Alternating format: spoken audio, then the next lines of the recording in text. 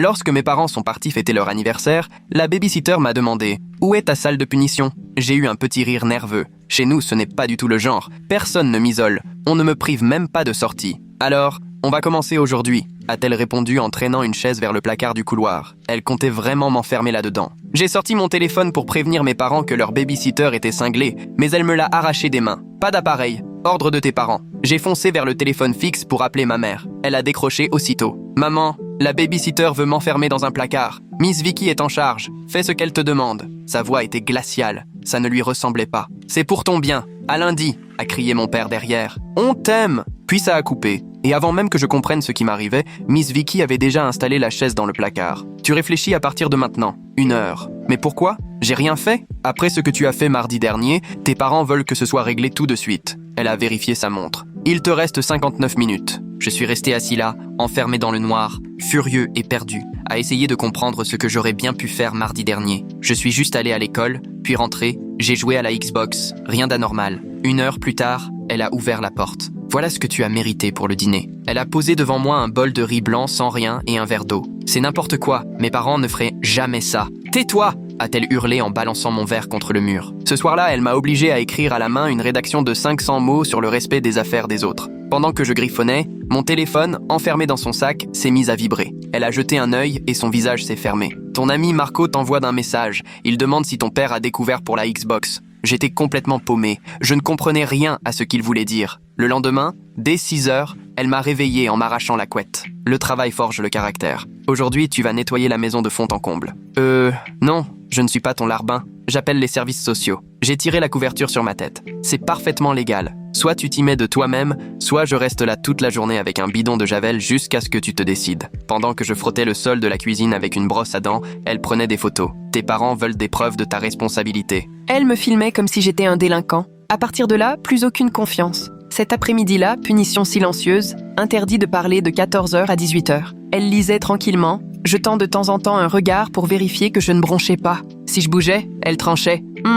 On recommence. 4 heures de plus. Ma sœur a envoyé un message que Miss Vicky s'est empressée de lire à voix haute. Dis-lui que je suis désolé, mais il n'aurait pas dû utiliser la carte de papa pour la Xbox. Je n'ai jamais utilisé la carte de mon père. J'ai ma propre carte, offerte pour mon anniversaire. Le soir, elle m'a forcé à regarder un reportage sur les centres de détention pour mineurs. Des gamins de mon âge, en tenue orange, racontaient comment une seule bêtise avait ruiné leur vie. Ça pourrait bien t'arriver si tu continues, a-t-elle lancé pendant qu'on voyait un garçon qui avait volé ses parents. Ton compagnon de cellule ne se souciera pas de tes larmes. Je n'ai rien volé. C'est normal de nier. Ton père a découvert les retraits mardi soir. Elle a sorti son portable et a éclaté de rire en me filmant, en pleurs. Tes parents veulent voir à quoi ressemble la vraie culpabilité. Pourtant, mes parents me coupèrent encore les croûtes de mes sandwichs et me laissèrent me coucher à l'heure que je voulais. Il y avait quelque chose qui clochait. Le lendemain, elle m'a réveillé à 5 heures en me balançant un verre d'eau glacée au visage, puis elle a traîné mon matelas jusque dans le garage. Les voleurs dorment sur du béton en prison. Considère ça comme un entraînement. Elle me forçait à demander la permission pour aller aux toilettes,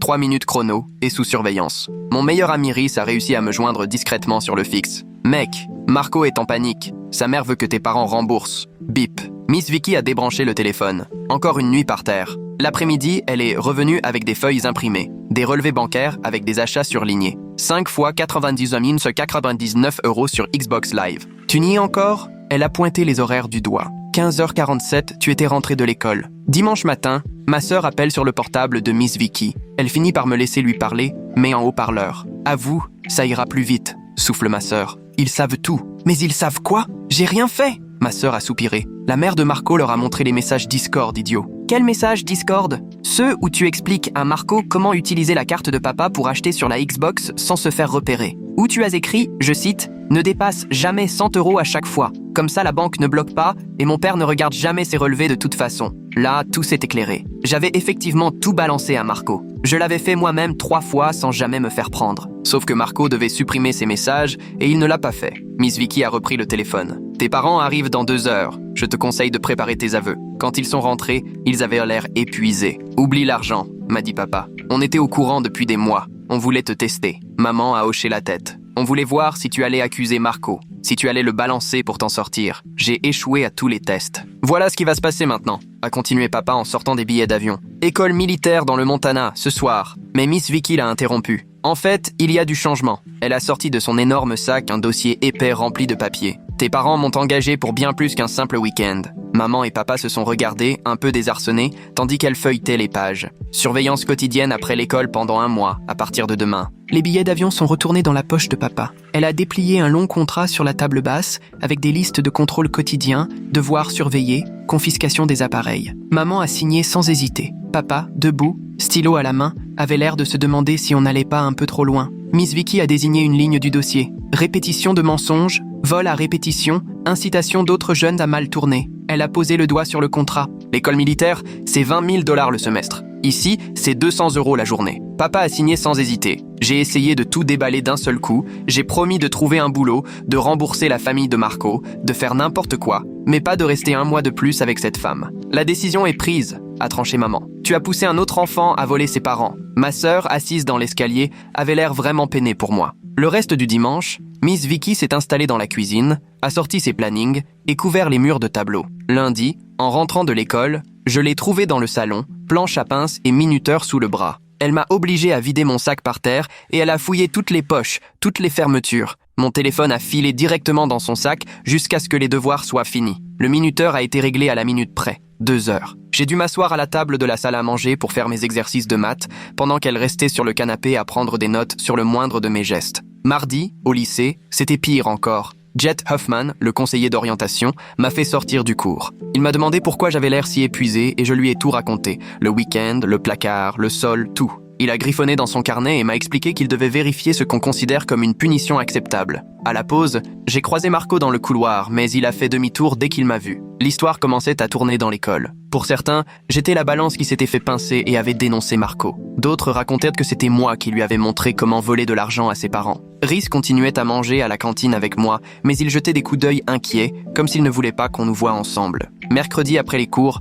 Mademoiselle Vicky avait aligné 4 feuilles sur la table. Lettres d'excuses pour Marco, sa mère, papa et la société de cartes bancaires. Chacune devait faire au moins 500 mots et expliquer en détail ce que j'avais mal fait. Elle a posé son téléphone sur un trépied et m'a filmé pendant que j'écrivais. Tes parents veulent pas voir ce que c'est, la responsabilité. J'ai écrit comment j'avais montré à Marco le truc pour ne pas dépasser 100 €, que je savais que c'était mal mais que je l'avais fait quand même. Jeudi, le téléphone a sonné pendant le dîner, c'était l'école. Papa a mis le haut-parleur, la secrétaire a annoncé que Jet Hoffman souhaitait rencontrer mes parents à propos de ce qui se passait à la maison. Mademoiselle Vicky a pris la parole. Je fais partie de l'équipe de soutien, je dois être présente. Le rendez-vous a été fixé au vendredi matin, avant les cours. On s'est tous retrouvés dans le minuscule bureau de Jet, à peine assez grand pour nous accueillir. Il avait un gros dossier devant lui. J'ai des inquiétudes concernant certaines méthodes disciplinaires, notamment l'isolement et le manque de sommeil. Maman a tout de suite pris la mouche. Les punitions classiques n'ont jamais marché avec lui. Mademoiselle Vicky a sorti ses diplômes et son certificat de modification comportementale. Tout ce que je fais est légal et fondé sur des preuves. Jet a continué à tourner ses papiers. Je dois consigner tout ce qu'on me rapporte sur l'environnement familial d'un élève. Il a regardé mes parents droit dans les yeux. Si la situation dépasse ce que j'ai déjà entendu, je devrais prévenir les services sociaux. Ah, papa est devenu livide. Vous nous menacez? Jet a gardé son calme. Je vous explique simplement mes obligations. Papa s'est tourné vers maman. Peut-être qu'on est allé un peu loin. La voix de maman est devenue dure. Si on ne va pas au bout, il n'assumera jamais. Mademoiselle Vicky a sorti son téléphone et commencé à faire défiler toutes les vidéos qu'elle avait prises de moi. La réunion s'est terminée alors que Jet prenait des notes et que mes parents signaient des papiers pour confirmer qu'ils avaient compris ses préoccupations. On est rentré en silence. La tension montait à chaque kilomètre. Cet après-midi-là, le téléphone a encore sonné. Maman a décroché en haut-parleur alors qu'on était à table. Une voix de femme, calme, professionnelle, s'est présentée. Mariana Pop, du service fraude de la banque de papa. Elle voulait me parler des achats non autorisés sur la carte et devait déterminer s'il y aurait des poursuites. J'ai eu le ventre noué. J'ai cru que j'allais vomir. Maman m'a tendu le téléphone et m'a fait signe de répondre. Mariana m'a demandé d'expliquer ce qui s'était passé avec les achats Xbox et le rôle de Marco. J'ai tout raconté, même le truc des achats à moins de 100 € pour éviter d'alerter la banque. J'entendais son clavier pendant que je parlais. Quand j'ai tenté de me justifier, que je n'aurais jamais cru que Marco irait jusque-là, elle m'a coupé. L'intention ne change rien, vous avez facilité une fraude et profité du fait d'enseigner un comportement illégal. Elle a précisé qu'elle devait transmettre son rapport au procureur sous 48 heures. Après avoir raccroché, Mademoiselle Vicky est restée là, bras croisés, satisfaite. Elle a dit à mes parents que ça prouvait l'utilité de son programme, que je ne comprenais toujours pas les conséquences de mes actes. À partir de maintenant, il devra demander la permission pour aller aux toilettes, même à la maison, et noter chaque minute de sa journée dans un journal. Elle a sorti un gros cahier et m'a montré comment tout consigner avec les horaires précis. Samedi matin, elle m'a réveillé à 6 heures tapantes. 6 heures de travaux réparateurs m'attendaient. Elle m'a emmené au garage avec des produits d'entretien et une caméra pour tout filmer. Le garage débordait de cartons et de vieux meubles pleins de poussière et de toiles d'araignée. Elle m'a fait tout sortir sur l'allée et trier ça en tas pendant qu'elle prenait des photos. L'organisation, ça apprend la discipline, répétait-elle pendant que je trimballais les gros cartons. Dans un coin, je suis tombé sur une boîte d'anciens albums photos de vacances familiales, quand j'étais petit. Il y avait ces photos de nous à la plage et à Disneyland, d'un temps où tout semblait simple et heureux. Les regarder tout en frottant les taches d'huile sur le béton rendait la situation encore plus pénible. J'avais le dos en compote et les mains en feu à force de produits, mais elle refusait de me laisser souffler pour de bon. À peine 5 minutes pour boire de l'eau chaque heure, et encore, elle me filmait à chaque fois pour prouver à mes parents que je faisais bien ma pause. À midi, je n'avais fait que la moitié du garage, mais elle m'a obligé à continuer. Ce soir-là, après avoir enfin terminé et pris une douche bien méritée, le téléphone s'est remis à sonner. Maman a décroché et tout de suite, j'ai reconnu la voix de mon oncle Todd. Il voulait savoir ce qui se passait avec moi. Elle lui a tout raconté, l'histoire du vol de cartes, Marco, et comment on essayait de rattraper le coup. Todd a dit qu'il voulait donner un coup de main et qu'il pouvait m'embaucher dans son resto pour que je puisse rembourser tout le monde. C'était la première bonne nouvelle depuis un bail, mais mademoiselle Vicky a aussitôt attrapé le téléphone. Elle a expliqué qu'elle devrait superviser toutes mes heures pour garantir que je prenne mes responsabilités et que ça serve à quelque chose. Todd avait l'air un peu paumé, mais il a accepté tout ce qu'elle demandait, du moment que ça pouvait m'aider. Dimanche matin, on est tous montés en voiture, direction chez Marco, pour discuter du remboursement. J'avais l'estomac noué pendant tout le trajet, rien qu'à l'idée de devoir affronter Marco et sa famille. Leur salon paraissait minuscule avec la mère de Marco, sa sœur Iris, mes parents et mademoiselle Vicky, tous serrés les uns contre les autres. Marco, lui, s'était calé sur les marches, histoire de voir sans vraiment faire partie du groupe. Mademoiselle Vicky m'a tendu la lettre d'excuses que j'avais écrite et m'a demandé de la lire à haute voix. Mes mains tremblaient pendant que j'expliquais à quel point je regrettais d'avoir appris à Marco à voler et d'avoir gâché notre amitié. Marco regardait obstinément le sol, tout rouge, tandis que sa mère restait plantée là, les bras croisés. Quand j'ai eu fini, Iris a pris la parole pour réclamer un plan de remboursement officiel, histoire que tout soit clair. Étudiante en droit, elle avait déjà préparé un contrat. Il était écrit que je devrais reverser 80% de ce que je gagnerais à leur famille jusqu'à ce que les $500 soient intégralement rendus. Chacun devait signer, moi y compris, et elle avait déjà fait des copies pour tout le monde. La mère de Marco, elle, a tranché. Plus de jeux vidéo pour Marco, pour une durée indéterminée et interdiction totale de traîner avec moi. On est rentré en silence et je suis allé me réfugier dans ma chambre, encore plus mal qu'avant. Cette nuit-là, impossible de fermer l'œil. J'entendais mes parents discuter au bout du couloir. La voix de papa a claqué. 200$ par jour pour mademoiselle Vicky, c'est du délire. Maman lui a répondu que l'école militaire coûterait encore bien plus cher et qu'au moins, là, ça donnait des résultats. Ils se sont renvoyés la balle sur l'argent et sur la question de savoir si 3 semaines avec elle étaient vraiment nécessaires. Finalement, ils ont décidé de la garder encore 2 semaines et de refaire le point après. Le lundi à l'école, rien n'était plus pareil. Tout le monde me regardait de travers dans les couloirs. À la 3e heure, la secrétaire du principal est venue me chercher en classe. J'étais attendu au bureau. Mon prof me lançait un regard inquiet pendant que je ramassais mes affaires pour suivre la secrétaire. Dans le bureau du principal, un policier m'attendait, carnet à la main, son badge affichant Axel Barker. Je viens pour la plainte de la banque concernant la fraude, j'ai besoin de votre déposition officielle. Le principal nous a laissés seuls et l'agent Barker a commencé à m'interroger sur les messages Discord et toute l'histoire des cartes. J'ai tout raconté, parce qu'à ce stade, mentir n'aurait servi à rien. Il a tout noté, y compris que j'avais montré l'astuce à Marco et que je l'avais déjà fait moi-même 3 fois. Quand il a eu fini, il m'a expliqué que, vu mon âge et le fait que je n'avais pas d'antécédents, on allait sûrement me proposer un programme de réinsertion. Ça veut dire travaux d'intérêt général, suivi psy et 0 bêtises pendant 6 mois au lieu de passer au tribunal. Ça restait flippant, mais toujours mieux que le centre pour mineurs, la seule autre option. Il m'a remis une pile de papiers à faire signer par mes parents et a précisé que le parquet nous contacterait bientôt. À peine l'agent Barker parti, mademoiselle Vicky avait déjà sorti un immense calendrier de son sac, l'a déplié sur le bureau du principal et s'est mise à tracer des cases de toutes les couleurs en marmonnant sur la structure et la responsabilité. Le principal semblait gêné de la voir s'installer comme ça, mais il n'a rien dit. Elle a écrit « Programme de réinsertion » en rouge en haut,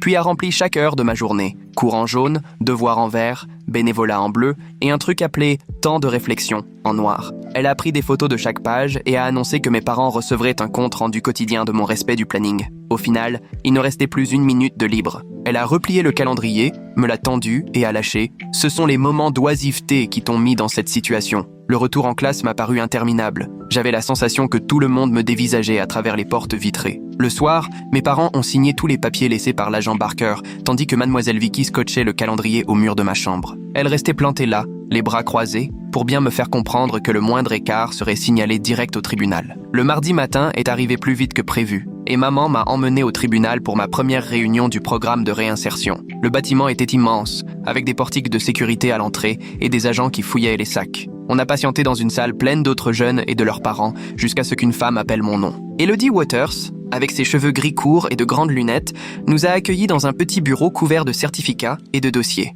Maman s'est installée à côté de moi pendant qu'Elodie ouvrait mon dossier et lisait les chefs d'accusation. Si tu vas au bout du programme, tu n'auras pas de casier, mais si tu échoues, direction le tribunal. Les exigences étaient simples mais strictes. 100 heures à la banque alimentaire, 1 point chaque semaine, des séances de médiation familiale et 0 faux pas pendant 6 mois. Elle m'a tendu un papier à signer en précisant que ma première permanence aurait lieu le lendemain, juste après les cours. Sa voix n'était ni hostile ni chaleureuse. Elle prenait les choses très au sérieux et m'a bien averti que je n'aurais droit à aucune excuse avec elle. Le mercredi, au lieu de rentrer chez moi, j'ai pris le bus pour la banque alimentaire. Le bâtiment, une ancienne supérette, était recouvert d'affiches sur les dons et les horaires de bénévolat. À l'intérieur, une odeur persistante de carton et de légumes oubliés flottait dans l'air. Un homme appelé Terrell m'a accueilli à l'entrée et m'a montré où signer, sans me demander ce que j'avais fait ni pourquoi j'étais là. Il m'a juste donné une paire de gants et m'a désigné une montagne de conserves à trier. D'autres jeunes étaient déjà au travail, mais personne ne parlait vraiment. Pendant 3 heures, on a aligné haricots, maïs et soupe,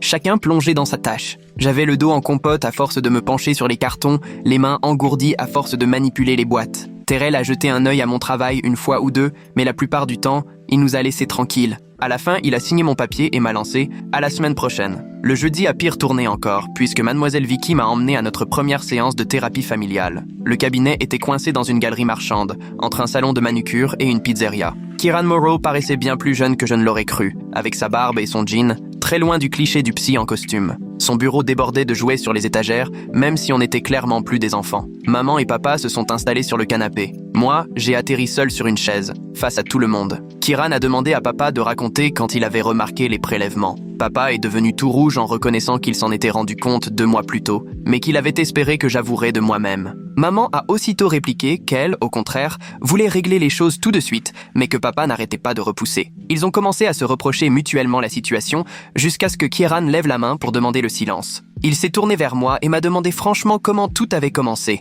J'ai baissé les yeux vers mes chaussures et j'ai expliqué que je voulais absolument ce nouveau jeu de zombies à 60 €. Papa avait déjà refusé quand j'avais réclamé de l'argent, alors j'ai mémorisé son numéro de carte quand il commandait une pizza en ligne. Le premier achat ne portait que sur 20 € pour de la monnaie virtuelle et il n'y a vu que du feu. Ensuite, 40 € le mois suivant pour un pass saisonnier, puis 60 € pour ce fameux jeu. À chaque fois, c'était plus simple, puisqu'il ne se passait rien de grave. Quand Marco s'est plaint de ne pas avoir assez d'argent pour les jeux, j'ai eu la bêtise de lui montrer mon truc. Je lui ai expliqué comment ne jamais dépasser les 100 € pour ne pas attirer l'attention de la banque et comment effacer tout de suite les mails de confirmation. Kieran prenait des notes en m'écoutant et m'a demandé si je comprenais pourquoi papa s'était senti trahi. Le vendredi à l'école a été un vrai calvaire. Tout le monde était au courant de la visite de la police. Les élèves chuchotaient dans les couloirs et me désignaient du doigt dès qu'ils me croyaient hors de portée. Une fille que je ne connaissais même pas m'a traité de voleur assez fort pour que tout le monde entende. Les copains de Marco me lancèrent des regards noirs à la cantine et un gars m'a carrément bousculé devant mon casier. Reese a marché avec moi entre les cours, mais m'a prévenu que les amis de Marco préparaient sûrement quelque chose et que je ferais mieux de me méfier. Même les profs me regardaient autrement, comme s'ils étaient déçus. Ce week-end, Miss Vicky a sorti son nouveau plan pour les séances de réflexion. Elle a installé son téléphone sur un trépied au beau milieu du salon et m'a fait asseoir face à la caméra. Pendant 1 heure, elle m'a bombardé de questions sur mes délits, tout en enregistrant tout. Elle voulait savoir précisément ce que j'avais fait de chaque euro volé et me demandait pourquoi je pensais être plus malin que la banque, si je ressentais de la culpabilité. À la moindre tentative d'explication, elle me coupait, insistant pour n'avoir que des faits, sans excuse. La séance du dimanche a été encore plus éprouvante. Elle a martelé que mon soi-disant sens de l'organisation prouvait une vraie préméditation, donc bien pire qu'un simple vol d'impulsion. Elle m'a fait réexpliquer toute la méthode, comment je maintenais les montants bas et supprimais les mails, puis repassais certains passages de l'enregistrement pour me forcer à m'écouter expliquer le vol. Son téléphone pointé sur moi sans relâche, j'avais l'impression d'être un cobaye. Lundi matin, mon oncle Todd est venu me chercher avant les cours pour bosser dans son restaurant. La cuisine était déjà étouffante à 6 heures, saturée d'odeurs de graisse et d'oignons. Il m'a montré le coin vaisselle où j'allais passer la matinée et m'a appris comment charger le lave-vaisselle industriel. Le service du petit déjeuner, c'était un déluge d'assiettes sales, de tasses à café et de couverts à laver. Au bout d'1 heure, ma chemise était trempée de sueur et d'eau, les mains toutes fripées. Mon oncle ne parlait pas beaucoup, sauf pour m'expliquer comment gratter les assiettes et les empiler correctement. Quand le rythme s'est calmé, il m'a mis à l'épluchage des légumes pour le déjeuner. J'ai pelé des patates jusqu'à avoir les doigts en feu et coupé des oignons jusqu'aux larmes. À la fin, il m'a remis 60 € en liquide, en précisant que ça irait directement à la famille de Marco. Cet argent-là avait une toute autre valeur que des crédits Xbox parce que je l'avais vraiment mérité. Le mardi après-midi, Kieran a organisé une réunion d'urgence après avoir reçu les enregistrements du week-end de Miss Vicky. Il a réuni mes parents et leur a dit que la méthode de Miss Vicky le préoccupait professionnellement. Papa était complètement perdu tandis que maman la défendait, arguant qu'il fallait des règles strictes. Kieran a sorti des articles sur la punition et la réinsertion, expliquant que les sanctions trop extrêmes avaient tendance à se retourner contre les ados. Miss Vicky a répliqué qu'elle, au moins, obtenait des résultats et que je n'avais rien volé depuis qu'elle était là. Kieran a persisté à remettre ses méthodes en cause, mais mes parents étaient partagés entre l'avis du professionnel et le fait que je n'avais plus rien volé. La séance s'est terminée sans réelle décision, si ce n'est que tout le monde allait continuer à surveiller la situation. Le mercredi matin, je suis retourné à la banque alimentaire pour mon service civique et Terrell m'a dirigé vers la zone de tri où un autre garçon de mon âge s'activait déjà. Il a levé la tête de son carton de conserve et m'a confié qu'il était là parce qu'il avait volé dans 3 magasins différents en 2 mois. On triait les dons côte à côte pendant qu'il me décrivait le programme de réinsertion en m'expliquant qu'une fois terminé, il n'aurait pas de casier judiciaire. Sa façon d'en parler rendait tout ça presque accessible et pour la première fois depuis le début de ce cauchemar, j'ai eu l'impression qu'une issue était possible pour moi. Jeudi après les cours, en rentrant, j'ai trouvé papa planté dans l'embrasure de ma porte, le visage fermé. Il m'a montré des photos que Miss Vicky lui avait envoyées, ma chambre fouillée de fond en comble, tous les tiroirs ouverts et le contenu éparpillé sur le lit. Pendant que j'étais au lycée, elle avait tout retourné sous prétexte que ça faisait partie de son évaluation et elle avait photographié le tout. Papa l'a appelé aussitôt, furieux. Il lui a reproché d'avoir dépassé les limites et de s'être permis de fouiller mes affaires sans son accord, ce qui n'avait jamais été convenu. Elle a tenté de se justifier en disant qu'il fallait vérifier l'absence de tout objet volé, mais il l'a remise à sa place et lui a ordonné de s'en tenir strictement au créneau de supervision convenu. Vendredi après-midi, le téléphone a sonné, maman a décroché puis m'a passé l'appareil, visiblement inquiète. Roy Anderson, du bureau du procureur, m'a expliqué qu'on me proposait officiellement le programme de réinsertion pour mineurs. 6 mois d'engagement à respecter, mais pas de poursuites à la clé si je suivais tout à la lettre. Mes parents devaient aussi signer des accords sur le suivi familial et la supervision à la maison. Il a envoyé tous les documents par mail et nous a laissé 1 semaine pour les lire et les signer. Ce week-end-là, Miss Vicky est arrivée avec un gros dossier et son ordinateur portable, prête à faire son compte-rendu de 2 semaines devant mes parents. Elle a sorti des graphiques et des statistiques sur mes comportements et mon degré de conformité, expliquant qu'il fallait au moins 1 mois de plus sous sa surveillance intensive. Mes parents étaient épuisés pendant qu'elle détaillait la facture,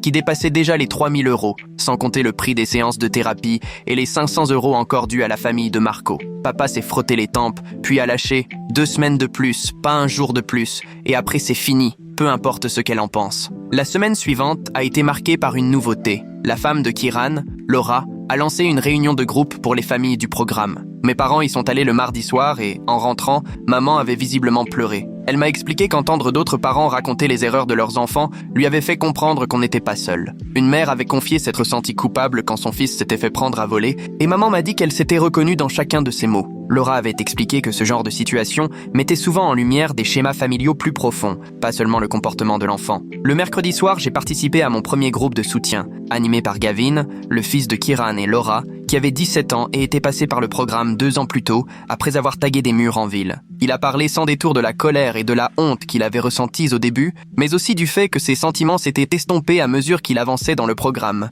Il nous a dit que les leçons restaient si on voulait bien les retenir, et qu'aujourd'hui il était presque reconnaissant d'avoir été stoppé avant d'aller trop loin. Au bout de la 3e semaine, j'étais pris dans une routine qui ne laissait aucune place pour autre chose que mes obligations. Lycée jusqu'à 15 h, puis la banque alimentaire ou le resto de mon oncle Todd jusqu'à 18 h. Ensuite, retour à la maison pour les devoirs sous la surveillance de Miss Vicky, thérapie ou groupe de parole, puis dodo à 22 h. J'avais mal partout à force de bosser au resto, le cerveau en bouillie avec toute cette thérapie, et je n'avais même plus pensé aux jeux vidéo ou à Discord depuis belle lurette. Ce rythme était harassant, mais il me laissait trop occupé pour faire des bêtises, ce qui, après tout, devait être le but. Le mercredi de cette semaine-là, je me suis rendu chez Marco avec une enveloppe contenant 200 € gagnés au resto. C'est Iris qui m'a ouvert. Elle a pris l'argent avec un sérieux professionnel et m'a remis un reçu tapé sur ordinateur. Il restait 300 € à payer. J'ai aperçu Marco assis sur les marches derrière elle, en train de m'observer sans dire un mot, ni venir vers moi. Sa mère est apparue et m'a expliqué qu'il était encore en train d'encaisser la trahison, qu'il lui faudrait du temps avant d'être prêt à me parler, si jamais ce jour arrivait. La séance de thérapie familiale du jeudi a pris une tournure intense quand Kieran a demandé à papa des explications sur ce qu'il avait découvert. Papa a avoué qu'il gardait un œil sur mon ancien compte Discord et il nous a montré des captures d'écran de messages de mes amis de jeux vidéo. Certains plaisantaient sur le fait que j'étais en prison pour enfants, d'autres étaient vraiment inquiets et demandèrent des nouvelles. Papa avait tout lu, mais il n'avait rien répondu à personne. Kieran a proposé que j'écrive un petit message d'explication pour clore les choses proprement, puis que je supprime le compte définitivement pour ne plus être tenté. Vendredi au lycée, Jet m'a pris à part entre 2 cours pour prendre de mes nouvelles. Il suivait l'affaire via les retours des profs et les rapports officiels. Il a remarqué que j'avais l'air fatigué mais plus solide qu'avant et que mes notes remontaient depuis que j'avais coupé avec les jeux vidéo. Il m'a rappelé que sa porte restait toujours ouverte si jamais j'avais besoin de parler, même en dehors des séances imposées. L'amélioration était là, mais elle avait un coût. J'avais la sensation que chaque minute de ma vie était planifiée, surveillée et notée sur un dossier. Samedi matin, Mademoiselle Vicky a débarqué avec sa liasse de papier et a envahi la table de la salle à manger en annonçant que sa dernière semaine inclurait une évaluation comportementale. Elle a sorti des tests de personnalité avec des centaines de questions sur ma manière de réagir dans toutes sortes de situations et j'ai passé 3 heures à cocher des cases sous son regard scrutateur. Ensuite, il a fallu écrire 2 rédactions de 500 mots, l'une sur pourquoi j'avais appris à Marco à voler, l'autre sur les dégâts que j'avais causés. Elle a installé son téléphone sur un trépied et m'a filmé en train de faire des jeux de rôle où elle jouait le pote qui me proposait une magouille et moi je devais m'entraîner à dire non de toutes les façons possibles. Tout ça, j'avais vraiment l'impression d'être un rat de laboratoire qu'on observait pour une expérience. L'entretien du lundi a été encore plus déroutant quand elle a commencé à me sortir des détails précis sur la façon dont j'avais montré à Marco comment utiliser la carte bancaire chez lui, puis supprimer tous nos messages Discord juste après. Elle ne cessait de me pousser à reconnaître que ça prouvait que je savais que ce que je faisais était mal et que j'essayais de cacher mes traces. J'ai tenté de lui expliquer que je voulais juste éviter que mes parents ne découvrent les achats sur la Xbox, pas que je préparais un coup tordu. Elle griffonnait tout ce que je disais dans son carnet, en marmonnant que le tribunal devait comprendre comment je réfléchissais et prenais mes décisions. Le mardi matin, j'étais en train de manger mes céréales quand la sonnette a retenti et que l'agent Barker s'est pointé, en uniforme, pour demander à voir mes parents. J'ai cru que mon heure était venue, mais en fait il avait une bonne nouvelle. La famille de Marco avait décidé de ne pas porter plainte supplémentaire, satisfaite de l'accord de réparation. Il a expliqué que si je menais à bien le programme de réinsertion, toute cette histoire ne me poursuivrait pas à l'université ni lors d'une vérification de casier judiciaire. Après son départ, en retournant dans la cuisine, j'ai ressenti quelque chose qui m'avait manqué depuis longtemps. Un vrai espoir que ma vie n'était peut-être pas totalement fichue. Le mercredi à la banque alimentaire, j'empilais des boîtes de conserve quand Terrell est venu me dire que je faisais du super boulot depuis plusieurs semaines.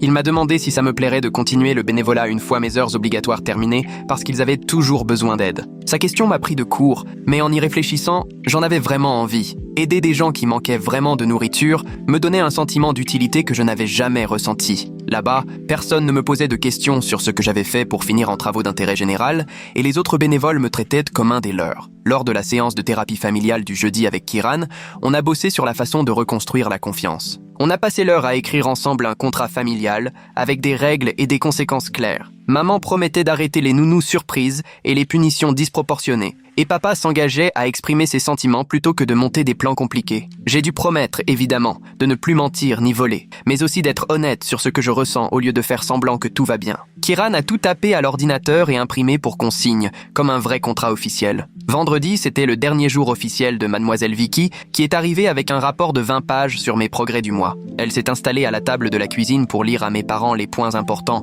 expliquant que même si j'avais progressé en responsabilité, elle recommandait quand même une surveillance continue pour éviter une rechute. Mes parents l'ont remerciée et lui ont donné un chèque, en précisant qu'ils allaient désormais prendre le relais avec l'aide de Kieran et du programme. Elle a rangé ses dossiers, ses minuteurs, ses carnets et est partie sans même me dire au revoir. Ce week-end-là, ça m'a fait bizarre de ne plus l'avoir sur le dos à surveiller et chronométrer toutes mes activités. Mes parents continuaient à me rappeler les règles, à vérifier mes devoirs ou limiter le temps passé sur les écrans, mais ils le faisaient comme des parents normaux, pas comme des gardiens de prison. Samedi soir, on s'est vraiment posés tous ensemble pour dîner et discuter de trucs normaux, du projet de papa au boulot ou du club de lecture de maman, au lieu de parler de mes erreurs ou de ma rééducation. Dimanche, on a même regardé un film ensemble sur le canapé, ce qui n'était pas arrivé depuis le début de toutes ces histoires. Lundi matin, j'avais rendez-vous avec Diana Rogers au tribunal, qui a fait le point sur mes progrès. Elle a coché la liste. 40 heures de service accompli, remboursement à jour, assiduité aux séances de thérapie. Elle a souri et m'a dit que si je continuais comme ça,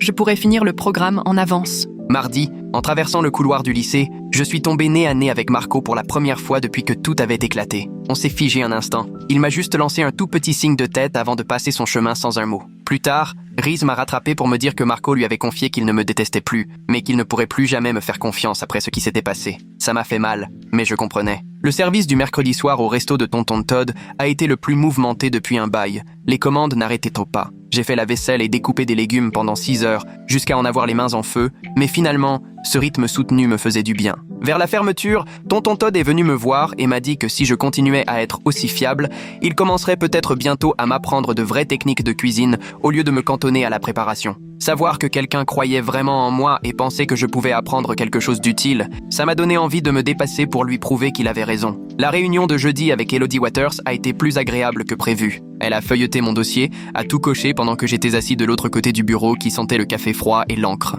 Pour une fois, elle a levé les yeux et m'a souri. À partir de maintenant, ce serait rendez-vous une fois par mois. Elle a tamponné un document officiel et m'a remis un nouveau planning. La plupart des jeunes du programme mettent beaucoup plus de temps à obtenir des aménagements, mais j'avais toujours respecté les délais et j'étais ponctuel. Le vendredi, c'était la séance de thérapie familiale habituelle, mais cette fois, ma sœur était là. Elle s'est installée entre mes parents sur le canapé de Kieran, tripotant son vernis à ongles pendant qu'il lui demandait pourquoi elle voulait assister à la séance. Elle a fondu en larmes en m'expliquant combien elle avait redouté de me voir changer au point de ne plus me reconnaître depuis 1 an. Les mensonges et les secrets avaient pris une telle ampleur qu'elle ne savait même plus qui j'étais. On a passé le reste de l'heure à poser les bases d'un nouveau pacte. Elle arrêterait de me couvrir, à condition que je cesse de la mettre dans cette position impossible. 2 mois s'étaient écoulés depuis le début de toute cette histoire, et j'ai franchi la porte de chez Marco avec une nouvelle enveloppe. Cette fois, il y avait 400 €, économisés grâce à tous mes shifts au resto et aux heures sup que Tonton Todd m'avait refilées. Iris a compté l'argent avec soin, m'a rédigé un reçu, pendant que la mère de Marco nous observait en silence depuis l'encadrement de la porte de la cuisine.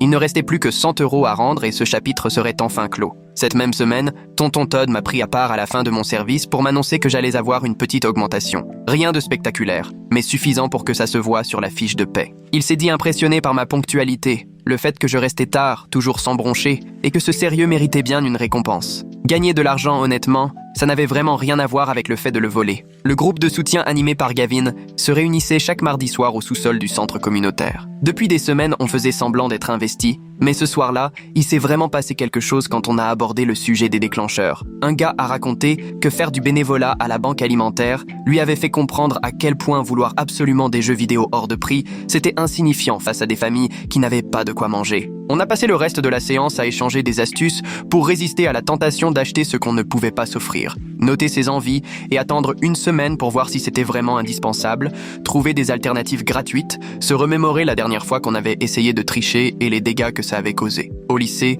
la vie reprenait peu à peu son cours. Certains chuchotaient encore sur mon passage, mais la plupart étaient repassés à d'autres cancans, qui sortaient avec qui, ou qui s'étaient battus à la dernière soirée. Jet Huffman m'a interpellé dans le couloir entre 2 cours pour prendre de mes nouvelles. « Tu as meilleure mine », m'a-t-il glissé. « Et tes profs disent que tu es vraiment attentif en classe maintenant. » Sans les nuits blanches à jouer, mes notes étaient remontées en flèche, jusqu'à décrocher même un A en histoire. 3 mois après que tout a explosé, j'ai remis le dernier billet de 100 € à la famille de Marco. Iris avait préparé tous les papiers et m'a tendu le document signé qu'il me fallait pour le tribunal. La mère de Marco m'a remercié d'avoir tenu parole et m'a dit qu'elle espérait que j'avais retenu la leçon. Marco, lui, restait perché en haut de l'escalier, sans descendre. Sa mère m'a avoué qu'il n'était pas prêt à me parler, mais qu'un jour, peut-être, il me pardonnerait. Diana Rogers a programmé une réunion de suivi au tribunal la semaine suivante. Elle a relu mon dossier point par point, cochant chaque condition comme si elle corrigeait une copie. Travaux d'intérêt général bouclés en avance, remboursement total effectué, présence exemplaire en thérapie, 0 nouvel incident. Elle a ensuite rédigé son rapport sous mes yeux, recommandant la clôture anticipée de mon dossier, 3 mois avant la date prévue, en raison des efforts fournis. L'audience n'a pas duré plus de 10 minutes. Rohit Anderson s'est levé pour expliquer au juge que j'avais largement dépassé ce qui était exigé dans le programme de réparation. Le juge a survolé mon dossier et m'a demandé si j'avais bien conscience que la moindre récidive entraînerait des poursuites immédiates. « Oui », j'ai répondu, et je le pensais sincèrement. Elle a signé l'ordonnance qui scellait mon casier de mineur et clôturait officiellement l'affaire. Mes parents m'ont vraiment souri, un vrai sourire, pour la première fois depuis le début. Ce week-end-là, on a fêté ça à la maison avec un petit dîner tout simple. Du poulet grillé, une salade, rien d'exceptionnel, mais on était tous réunis à table, comme une famille normale. Papa a reconnu qu'il avait vu un vrai changement en moi, que je prenais mes responsabilités et réfléchissais aux conséquences. Maman a admis que la peur l'avait poussée à dramatiser toute l'affaire avec Miss Vicky et qu'elle aurait dû s'y prendre autrement. On n'a pas fait semblant que tout était réglé, mais pour une fois, on avançait vraiment, au lieu de gérer une crise après l'autre. Environ une semaine plus tard, en allant acheter du lait pour maman, je suis tombé sur Miss Vicky à l'épicerie. Elle accompagnait une autre famille, la main posée sur l'épaule d'un gamin pendant que ses parents choisissaient des céréales. On s'est regardé à peine une seconde, elle m'a fait un petit signe de tête, puis s'est tournée vers son nouveau client. Le gamin avait l'air mal dans sa peau, épuisé, exactement comme moi il y a 3 mois. J'ai pris le lait et je suis parti sans rien dire, mais j'ai compris que quelque chose avait changé. Elle ne me faisait plus peur, parce que je voyais bien qu'elle ne faisait que son boulot, même si ses méthodes étaient franchement extrêmes. La semaine suivante, tonton Todd m'a convoqué dans son bureau au restaurant et a glissé devant moi un dossier d'embauche. « Tu n'as manqué aucun service depuis 3 mois. Tu ne rechignes jamais à faire la vaisselle ou passer la serpillière, m'a-t-il dit. Et franchement, ça m'a bluffé. Les papiers annonçaient une augmentation à 12 € de l'heure, 20 heures garanties par semaine pendant les cours, 30 pendant l'été. J'ai signé, un peu sonné d'avoir décroché un vrai job qui servait, pour une fois, à autre chose qu'à rembourser de l'argent volé. Il m'a emmené en cuisine pour me montrer le poste de préparation où j'allais bientôt apprendre les bases du couteau. Les autres cuistots me saluaient d'un signe de tête différent à présent, comme si j'avais vraiment gagné ma place, et plus seulement comme le gamin affecté aux travaux d'intérêt général. Ce jeudi-là, on devait faire notre dernière séance de thérapie familiale avec Kieran, mais en arrivant, il avait étalé des formulaires d'évaluation sur son bureau. Il a passé en revue chaque catégorie, cochant les cases sur la communication ou la gestion des conflits, tandis que maman et papa répondaient à ses questions sur l'ambiance à la maison ces derniers temps. Après 40 minutes à faire le point sur nos avancées, il a refermé le dossier et nous a dit qu'on avait accompli en quelques mois ce que la plupart des familles mettaient une année entière à atteindre. Papa a demandé s'il fallait continuer malgré tout, puisque ça nous permettait d'aborder des sujets qu'on évitait auparavant. Kieran a suggéré de passer à un suivi mensuel à la place du rythme hebdomadaire, puis il nous a donné des fiches pour qu'on puisse s'entraîner aux outils de communication à la maison. On a fixé le prochain rendez-vous dans 1 mois, et on est sorti jusqu'à la voiture sans ce silence lourd qui planait d'habitude après la thérapie. 6 mois s'étaient écoulés depuis le début de toute cette histoire quand j'ai aperçu Marco au match de basket du lycée, assis avec d'autres élèves que je ne connaissais pas. J'étais en train d'acheter des nachos à la pause quand il s'est approché du stand. Sans un mot au début,